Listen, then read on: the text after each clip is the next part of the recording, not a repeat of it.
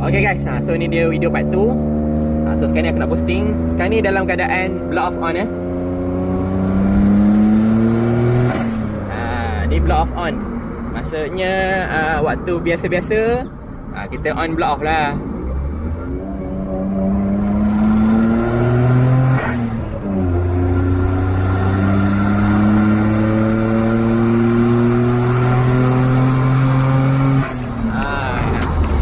Ini on blow off, dalam keadaan blow off on.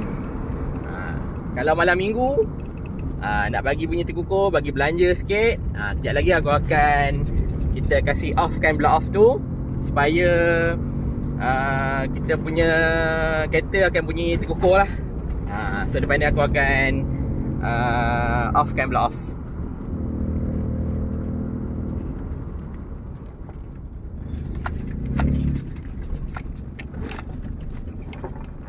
Okay, kasih off blow off dulu.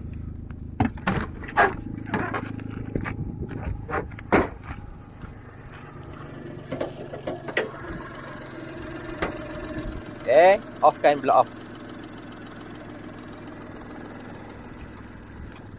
Macam ni baru belanja.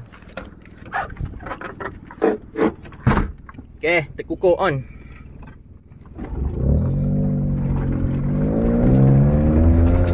Terkukur on.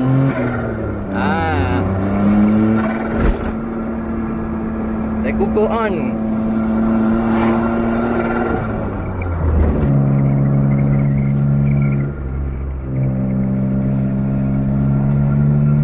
Boosting dulu.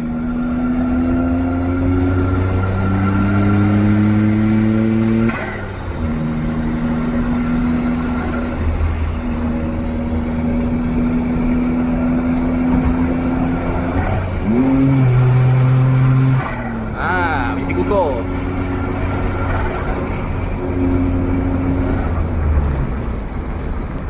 Macam guys. Cun tak cun? Beres.